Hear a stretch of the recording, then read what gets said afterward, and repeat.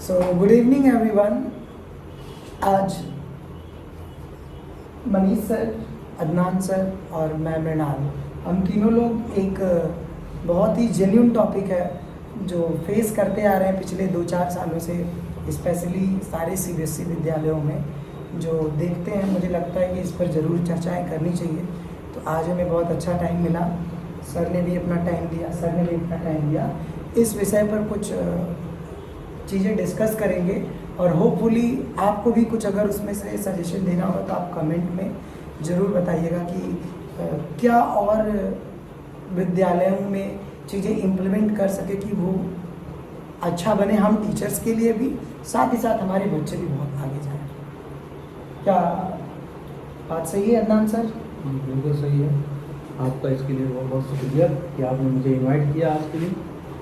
तो बच्चों को आजकल डिफ़िकल्टीज़ क्या क्या चीज़ें आती हैं, कैसे वो एजुकेशन में अपने आप को इन्हेंस नहीं कर पा रहे हैं। उसमें कुछ चीज़ें हैं जैसे कि गार्जियन का भी केयर ना कर पाना। एग्जैक्ट गार्जियन जो होते हैं, जो उनका अलग चीज़ें होती हैं, वो मोबाइल दे देते हैं बच्चों को बचपन से ही अपने को फ्री रखने, मतलब वो दूसरी दो आपस में बात कर रहे हैं तो बच्चे शोर शराबा करते रहते हैं। तो उसमें क्या करते हैं, गार्जियन 2 साल 3 साल के बच्चे रहते हैं उनको मोबाइल दे देते हैं। उनकी एडिक्शन, उनका जो मोबाइल का एडिक्शन हो गया है। और आजकल तो इतने तरह के गेम आ चुके हैं, तो जिसकी वजह से बच्चे ज़्यादा इन्वॉल्व उसी में हो जाते हैं। अगर उनसे मोबाइल अकायक भी छीन भी लिया जाए या रख दिया जाए, ना दिया जाए, तो वो सब डिप्रेशन में भी जा सकते हैं। तो ये बहुत डिमेरिट है मोबाइल। पहले तो मोबाइल ये बनाया गया था हम लोगों के लिए टाइम बचाने के लिए, कंप्यूटर का निर्माण इसीलिए हुआ था कि टाइम बचे। लेकिन आजकल के केसेस में, जैसे हम लोग पढ़े, हम लोग जब 9, 10, 11, 12 में थे तो उसमें एक एस्से आता था, कंप्यूटर अभिशाप है या वरदान है। तो पहले तो वरदान ही था, लेकिन इस समय ये 80% अभिशाप लग रहा है, 20% ही वरदान लग रहा है। ये चीज़ें आ रही हैं। तो आपके कहने का मतलब ये है कि जो आज के टाइम के गार्जियन है, स्पेशली ये मैसेज गार्जियन के लिए है कि वो अपने बच्चों को ज़रूर टाइम दें। अगर वो बच्चे, वैसे भी बच्चे 6 से 7 घंटा विद्यालय में अपना देते ही लेते हैं, तो वहाँ से घर जाते हैं तो ज़रूर पेरेंट्स का इन्वॉल्वमेंट बच्चों से होना चाहिए। ज़रूर डिस्कस करें कि वो विद्यालय में गए तो उनके साथ क्या हुआ, चीज़ें क्या कैसे हुए। मतलब गार्जियन का इन्वॉल्वमेंट, गार्जियन को अपना कम से कम मिनिमम 2 घंटे तो 3 घंटे बच्चों को देना ही देना चाहिए। 1-2 घंटे दें। जैसे कि स्कूल में जब आते हैं बच्चे 6 घंटे रहते हैं, उसको बच्चे एक्सप्लेन आके घर पे करेंगे। उनका एक्सप्रेस करने का मेथड भी आपको पता चलेगा, क्या पढ़ाया गया क्या नहीं। आप डायरी चेक कर लीजिए, बेटा आज ये सर ने क्या पढ़ाया, ये मैम ने क्या पढ़ाया। ये अगर बचपन से ही डायरेक्ट आदत डाले हैं, बचपन से ही आदत ना डालें, हमारे बच्चे मार्क्स से ज़्यादा पाएँ। नहीं, ये बिल्कुल जेन्युइन बात है कि भाई यहाँ पे गार्जियन का बहुत बड़ी मिस्टेक हो जाती है कि वो बच्चों को केयर नहीं करते, बच्चों के ही ऊपर सब छोड़ करके चीज़ों को ज़्यादा एक्सपेक्ट करने लगते हैं। तो the very first thing is that कि guardian have to be very serious towards their words. And secondly, ऐसे बहुत सारे बच्चों के गार्जियन हैं जिनके गार्जियन यहाँ नहीं रहते, बाहर रहते हैं। तो ऐसे बच्चों का क्या आप सजेशन देना चाहेंगे, वो कैसे? तो गार्जियन में उनके जैसे कि फादर रहते होंगे बाहर, उनकी मदर तो रहती हैं। मदर रहें तो कम से कम ये रहें कि बच्चे कम से कम अपनी बुक्स ओपन करके देखें, उनकी डायरी चेक कर लें। मान लीजिए पढ़ी लिखी नहीं है मम्मी अगर होंगी, तो उनके आसपास में पड़ोस में कोई भैया हों या बहन हो, या आना जाना हो, उनसे डायरी पढ़वाई जाए, क्या लिखा गया है, क्या आया है, कैसे करके वो, या गार्जियन से ही, पेरेंट्स से, टीचर से बात करें। वो जो उनके क्लास टीचर हो उनसे बात करें, सर ये लिखा गया है, इसमें क्या हो रहा है, कि क्लास वर्क में क्या कराया जाए, होमवर्क क्या, क्लास वर्क में क्या दिया गया, होमवर्क में क्या कराया गया है, कराया जाए। हम लोग means there should be a regular check of their homework and diaries, right? Okay, check करना है। उसके बाद आपके टीचर से या तो आप मीटअप करिए टीचर से, या उनसे फ़ोन कॉल पे ही आप उनसे बात करिए कि हमारा बच्चा कैसे है। उसकी फीडबैक भी लेते रहिए कि हमारा फीडबैक देना बहुत जरूरी है, बहुत इंपॉर्टेंट है, जिससे बच्चे कनेक्ट रहेंगे। नहीं तो बच्चों में एक गैप हो जाएगा और उस गैप के गैप हो जाएगा, या जो भी चीज़ें उसमें रहेंगी। जैसे कि महिलाएं घर में खाना बनाती हैं, अब खाना एक बार बना दी, कैसा है, अच्छा है, ख़राब है, वो हम आपसे नहीं पूछेंगे। मतलब वो जैसे वो जिनको दे दी खाना, वो उनकी एकदम तारीफ़ें कर रहे हैं, बहुत अच्छा खाना बने, बहुत अच्छा खाना बने, और उसमें नमक तेज है, ये चीज़ें हैं। तो उसी सेम तरीके से अगर उनको बताया जाए कि हाँ आप में ये कमियां हैं, तो वो क्या करेंगे, उसको इम्प्रूव करने की कोशिश करेंगे। तो यही चीज़ सेम बच्चों के साथ होगा। बच्चे के साथ अगर आप जैसे उनमें कमियां पूछेंगे, टीचर से बात करेंगे, टीचर आपको श्योरली है कि आपको कुछ ना कुछ बताएंगे आपको कि ये इनमें कमियां है या इनमें अच्छाई है, इसको आप इन्हेंस कराइए, या इसमें जो खराबी है इसको आप इम्प्रूव कराइए। तो वो चीज़ें जब आप टीचर से बात करेंगी, रेगुलर मीटिंग में रहेंगी आप, जो पेरेंट टीचर मीटिंग आजकल तो हर 2 महीने 1.5 महीने में तो करा ही दिया जाता है एक बार, तो आप इन्वॉल्वमेंट वहाँ पे ज़रूर होना चाहिए। वहाँ पे आपको पेरेंट टीचर मीटिंग में प्रेजेंट ज़रूर होना है, जिससे आपको ये पता चले कि हमारा बच्चा कर क्या रहा है। और शुरू से अगर आपको इसको 5-6 साल तक, मतलब 7th 8th तक आप इसको देख लिए, तो उसके आगे तो आपको बोलना नहीं है, बच्चा आपका जान जाएगा कि इस तरह से जो हो रहा है तो हाँ मैनेज कर ले, वो सारी चीज़ें उसकी सही हो जाएंगी। और यही 9-10 में जो ये सब नहीं होता है, तो 9-10 में जाके बच्चे क्या हो जाते हैं, अपने मन के हो जाते अपने हैं, मन के हो जाते हैं, और पेरेंट्स की कम सुन करके चीज़ों को खुद से ज़्यादा करने की कोशिश करते हैं, और उसी में ही उनका डिसबैलेंस हो जाता है। और वो तो बच्चे जितने भी जो भी स्टूडेंट हैं वो भी इस वीडियो को अगर देखेंगे तो ज़रूर ये चीज़ इम्प्लीमेंट करेंगे, खुद से भी एफर्ट डालेंगे, अपने गार्जियन को, खुद ही बच्चों को भी अपने गार्जियन के साथ समय निकाल करके उनसे इंटीमेट होना चाहिए। बहुत कुछ सीखने को मिलता है इससे। तो दूसरी चीज़ मैं आपसे पूछना चाहूँगा कि आप मैथमेटिक्स के टीचर हैं, हमें पता है, तो मैथ्स को लेकर के बच्चों के अंदर एक बहुत बड़ा डर बना हुआ है। ऐसा क्या बात है मैथमेटिक्स में कि मैक्सिमम सुनने में आता है कि बहुत बेसिक चीज़ है ये, कि मैक्सिमम बच्चे मैथ से इतना डरते क्यों हैं? मैथ से वैसे डरने वाली चीज़ नहीं है, इसको सिर्फ हवा बनाया गया है कि हाँ ये मैथ बहुत बड़ी चीज़ है।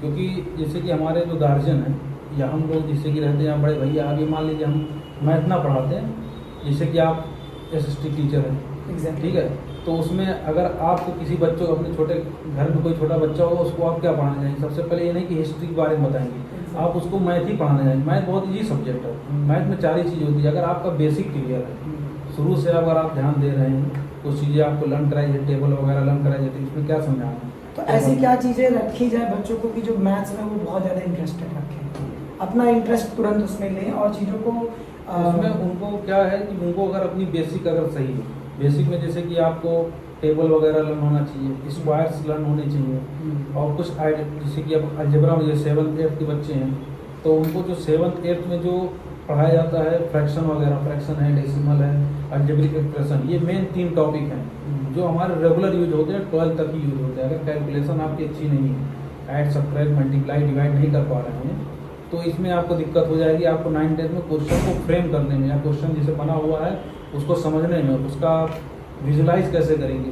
वैसे टीचर, आजकल के टीचर तो ऐसे हैं कि कुछ टीचर ऐसे रहे कि मतलब कि बच्चों को इस तरह समझाया जाए कि उसको विजुलाइज करके बताएं, उनको डेली लाइफ से जोड़ के बताया जाए। कि daily life, this word you have told that if the teacher is going to connect the student to the daily life, like where we have to connect the this topic of math, where we can कहाँ use हो रहा है ये topic, हम पढ़ के क्या करेंगे, हाँ ये टॉपिक हम पढ़ के क्या करेंगे, जिससे कहते हैं लोग ट्रिग्नोमेट्री पढ़ के अल्फा बीटा गामा हम कहाँ यूज करें। हाँ, तो आप कुछ एक मैसेज देना चाहेंगे कि ट्रिग्नोमेट्री का यूज बच्चे क्या किस चीज़ के लिए कर सकते हैं अपने जीवन में? ट्रिग्नोमेट्री का जैसे कि लोग कहते हैं कि alpha beta gamma sine cos tan, ये सब हम लोग कहाँ यूज करें, तो उसका भी यूज है। जैसे कि मान लीजिए बहुत बड़ी बड़ी बिल्डिंग्स हैं, और बड़ी बड़ी बिल्डिंग पे चढ़ के हम उसकी हाइट को नहीं मेजर कर सकते। सही बात है। अब जैसे बुर्ज खलीफा की हाइट जो दी गई है, जितनी भी है, उसकी हम लोग हाइट को मेजर करने नहीं गए।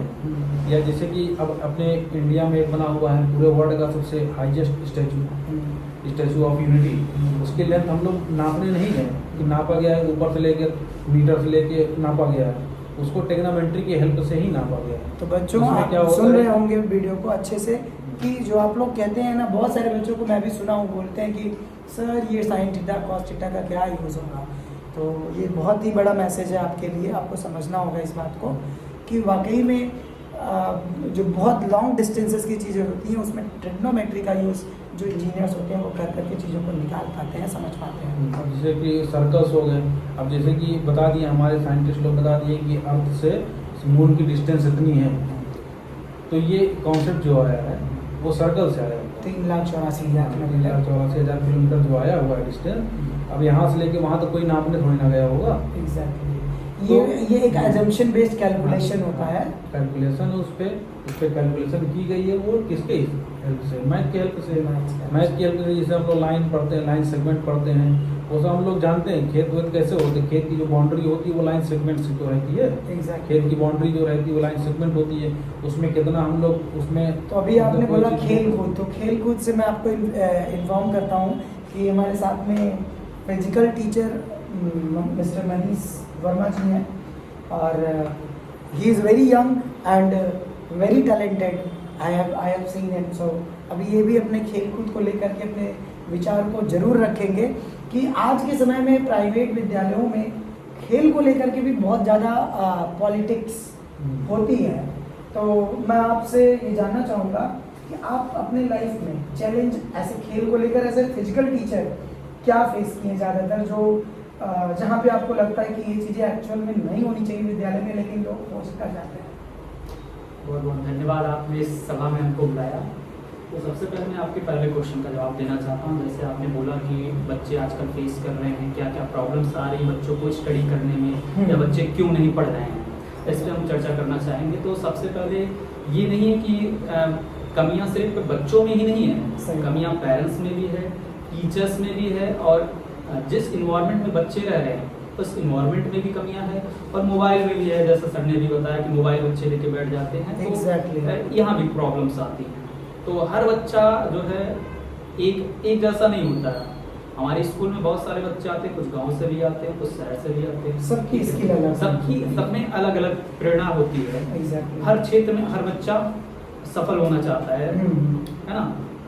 तो होता क्या है कि जो टीचर होता है उसकी पहली प्रायोरिटी यही होती है कि बच्चे के अंदर कौन सी क्वालिटी ज़्यादा इम्प्रूव हो रही है, किस फील्ड को ज़्यादा इंटरेस्ट ले रहा है, ये चीज़ को पहले पहचानेंगे। सही बात है। हर बच्चों में अलग प्रतिभा हर होती बच्चों है। में अलग प्रतिभा होती है, तो इस चीज़ को टीचर को पहली प्रायोरिटी होती है टीचर की, इसको पहचानेंगे।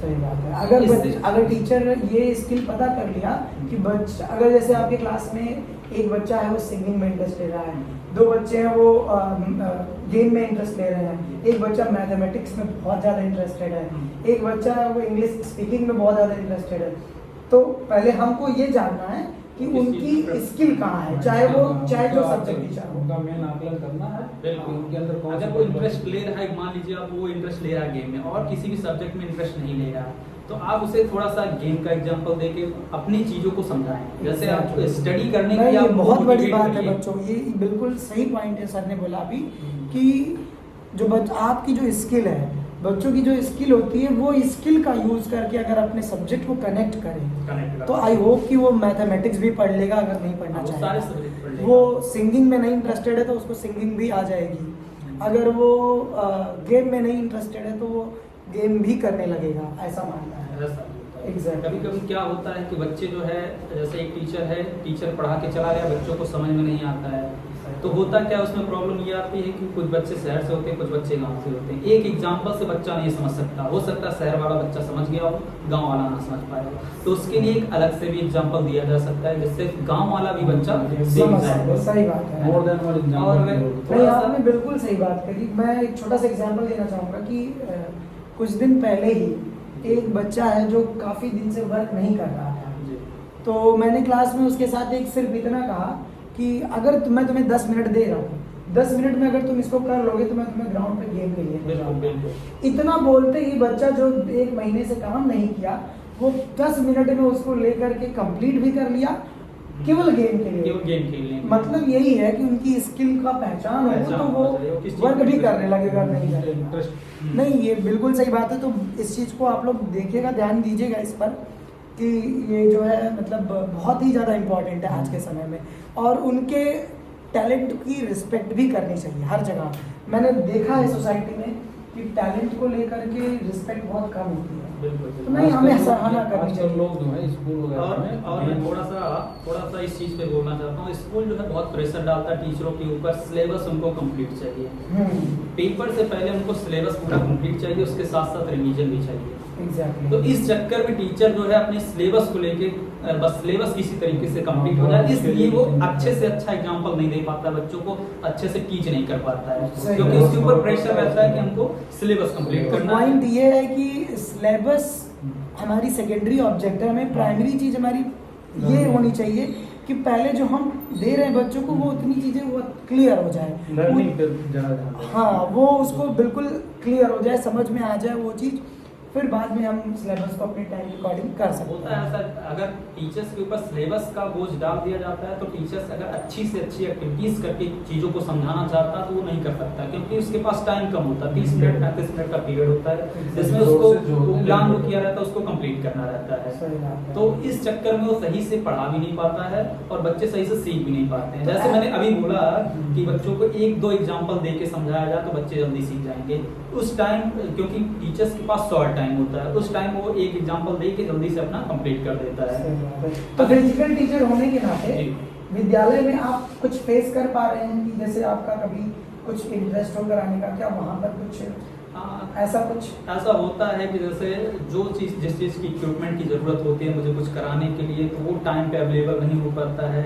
क्योंकि स्पोर्ट को बहुत सब लोग पीछे छोड़ना चाहते हैं। ऐसा लगता है कि स्पोर्ट जो है बहुत अच्छी चीज़ नहीं है, बच्चों को अभी जो है फोकस किया जाता है सबसे ज़्यादा पढ़ाई पे। सही बात है। सबसे ज़्यादा पढ़ाई के ऊपर फोकस किया जाता है, स्पोर्ट पे नहीं, क्योंकि स्पोर्ट को सेकेंडरी माना जा रहा है। इसलिए अगर स्कूल में हम कुछ करवाना चाहते हैं तो उसके लिए नेसेसरी इक्विपमेंट नहीं आ पाते हैं और टाइम भी नहीं मिल पाता है कि चीज़ों को सही से करवाया जा सके। उसमें पॉलिटिक्स भी होने लगता है, टीचर्स भी उसमें जो है सपोर्ट नहीं करते हैं कहीं कहीं पे। तो ये भी बहुत जेन्युइन चीज़ें हैं कि नहीं, अगर स्पोर्ट्स की रही बात है स्पोर्ट्स कराना चाहिए regularly, it's very important for every student. क्योंकि ऐसा नहीं है कि केवल बच्चे IAS PCS या पढ़ लिख करके ही जीवन में आगे बढ़ सकते हैं। उनको अगर जीवन में आगे बढ़ना तो वो स्पोर्ट्स में भी एक बहुत अच्छा स्पोर्ट्समैन बन सकता है, बहुत अच्छा कैरियर होता है। और जैसा कि मैं सजेस्ट करना चाहूँगा, हमारे we are belonging from state Uttar Pradesh. हमारे उत्तर प्रदेश का एक बहुत ही पॉइंट ऑफ व्यू रखूँगा खेल को लेकर के कि यहाँ पर टैलेंट तो लोगों में कूट के है बहुत ज़्यादा, लेकिन मुझे लगता है ऐसा कि प्लेटफॉर्म जो चाहिए हर एक गेम का, जैसा कि ओलंपिक्स में आई थिंक 150 प्लस गेम होते हैं जी। तो 150 प्लस गेम में हमारे इंडिया से 150 प्लस कंटेस्टेंट नहीं हो पाते। रीज़न इसका यही है कि जो हमारी जो स्टेट, हमारा स्टेट वो हर एक गेम का प्लेटफॉर्म ही नहीं दे पाता, वो सपोर्ट ही नहीं दे पाता है। और स्कूल में भी बच्चों को, अभी रिसेंटली में एक CBSE का न्यूज़ मैंने देखा कि CBSE में एक कॉम्पिटिशन कराया गया था आर्चरी का। में एक अपने अयोध्या की ही एक बच्ची है जिसने गोल्ड मेडल जीता, वो नेशनल लेवल पर। तो अपने आप में वो एक बहुत हेडलाइन और बिग न्यूज़ बना, जो कि बहुत बड़ी अचीवमेंट है। और आर्चरी जैसे गेम की और भी बहुत सारे ऐसे गेम है जो विद्यालयों में होती ही नहीं है। मुझे ऐसा लगता है कि नहीं, आई थिंक हर गेम को इंट्रोड्यूस कराना चाहिए, हर गेम को रेगुलरली कराना चाहिए। ओलंपिक वगैरह हम बोला फेक वगैरह हाँ होता है, कहीं नहीं होता, किसी भी स्कूलों में नहीं कराया जाते हैं। बिल्कुल नहीं होता। ज़्यादातर फोर्स क्रिकेट पे देते हैं, अगर कोई मतलब गेम टीचर आकर फिजिकल पे देते हैं, या तो फुटबॉल पे दे देंगे, हॉकी पे भी नहीं, जो अपना नेशनल गेम है उस पर भी नहीं देते हैं। हॉकी तो एकदम नामो निशान खत्म है उसका। तो आपके अकॉर्डिंग 8 तक के बच्चों को गेम को लेकर के आप बेस्ट एग्जाम्पल उनको ग्राउंड पे ले जा करके करा सकते हैं, बिल्कुल, या फिर उनके लिए बोर्ड थ्योरी ये मायने रखती है? आप मतलब एक इसका एक स्ट्रेटेजी दीजिए जो CBSE गाइडलाइन कहती है। मेरे हिसाब से सबसे पहले उनको बोर्ड पे चीज़ों को बतानी चाहिए। जैसे कि अगर वो कबड्डी गेम में इंटरेस्ट रखते हैं, अगर कबड्डी के बारे में आप उनको बता रहे हैं तो पहले आप बोर्ड पे उनको रूल्स रेगुलेशन क्या होता है, कबड्डी का ग्राउंड कैसे होता है, जैसे bulk line, bonus line, mid line, ये सब चीज़ें क्या होते हैं, क्या क्या रूल्स होते हैं, कितने प्लेयर होते हैं, पहले ये चीज़ इनको क्लास में बतानी चाहिए। इसके बाद तब वो जाके तब आप ग्राउंड पे ले जाइए। इससे क्या होगा कि आप बच्चों के अंदर पहले ही थोड़ा सा नॉलेज दे देंगे, तो इससे बच्चे ग्राउंड पे जाने के बाद डिसिप्लिन में रहेंगे, इधर उधर भागेंगे नहीं, चीज़ों को समझ चुके होंगे। अब आपको वहाँ पे मेहनत कम करनी पड़ेगी। तब आप अगर आप ग्राउंड पे ले जाते हैं, चीज़ों को बताएंगे तो वो जल्दी कैच करेंगे उस चीज़ को। अक्सर ये चीज़ होता है, गेम टीचर के क्लास में आते ही बच्चे सबसे पहले सर ग्राउंड जी, ये इतना उनके अंदर एक रुचि होती है ग्राउंड में जाने की कि चाहे उनके अंदर खेलने का ढंग ना हो, लेकिन वो ग्राउंड के लिए अप्रोच करते हैं। तो ये मतलब ऐसी क्या चीज़ें हैं बच्चों के अंदर इतनी एक्साइटमेंट ग्राउंड पे आने की रहती है? देखिए, ग्राउंड पे उनको आने का एक्साइटमेंट इसलिए होता है क्योंकि बाहर आने के बाद क्लास में देखिए होता क्या है कि गेम का पीरियड सिर्फ 30 मिनट का मिलता है सही बात। और स्टडी करने के लिए 8 पीरियड होते हैं जिसमें से 30 मिनट एक पीरियड गेम का होता है और वो भी रेयर केस में हफ्ते में 1 दिन या 2 दिन आता है। और हमारे देश को जो है चाहिए गोल्ड मेडल, सिर्फ गोल्ड मेडल चाहिए। एग्जैक्टली, क्योंकि गोल्ड मेडल ओलंपिक्स में है। ओलंपिक में गोल्ड मेडल ही चाहिए हाँ। और मिलता है कितना स्कूलों में 30 मिनट, वो भी हफ्ते में एक बार, तो गोल्ड मेडल कहाँ से आएगा? क्योंकि अभी हमारा देश जो है इस फील्ड पे वर्क ही नहीं कर रहा है कि हमको स्पोर्ट में भी आगे जाना चाहिए। जैसे कि चाइना, अमेरिका, ये सब देखिए इसमें बहुत सारे गोल्ड लेके आते हैं क्योंकि इस पे वर्क करते हैं वो लोग, एग्जैक्टली, प्रॉपर फोकस करते हैं, प्रॉपर इन्वेस्टमेंट करते उनको हैं। बचपन से ही टाइकोंडो हाँ। एंड रेस्ट ऑफ जितने भी गेम होते हैं जी सब प्रैक्टिस करा दी जाती है। जी जी जी। यानी बहुत बढ़िया, वेरी गुड। अगेन मैं फिर से बोलना चाहूँगा इस पॉडकास्ट के माध्यम से कि जितने भी बच्चे सुन रहे हैं चीज़ों को ज़रूर इम्प्लीमेंट करें और अपने अंदर एक एजुकेशन सेक्टर में, गेम सेक्टर में अपना एफर्ट डाल करके बहुत बड़े लेवल पर रिवोल्यूशन लाने की कोशिश करें ज़रूर, क्योंकि मेरा मानना है कि जब हमारे बच्चे अप्रोच डालेंगे तो दुनिया बदल सकती है, क्योंकि बच्चे ही हमारे देश के भी फ्यूचर हैं। And we as a teacher can only suggest you that you have the full right, complete right to share your views, to share your expression, कि जब आप खुलोगे, बोलोगे तो ज़रूर हम टीचर्स आपके लिए हमेशा तत्पर रहेंगे और चीज़ों को बेहतर बना सकेंगे। आई थिंक कि आज के लिए इतना ही बहुत होगा। एंड जितने भी देखने वाले हमारे व्यूअर्स हैं उनसे ये मेरा रिक्वेस्ट है कि इससे आपको जो थोड़ा बहुत जो भी कुछ सीखने को मिला होगा ज़रूर आप अपना राय कमेंट में डालिएगा और आप भी कुछ विद्यालय को जो आजकल देख रहे होंगे अपने अकॉर्डिंग समस्याएं आ रही हैं उसको ज़रूर आप अपने विचार को रखिएगा कमेंट बॉक्स में। So thank you and have a great day everyone. Thank you.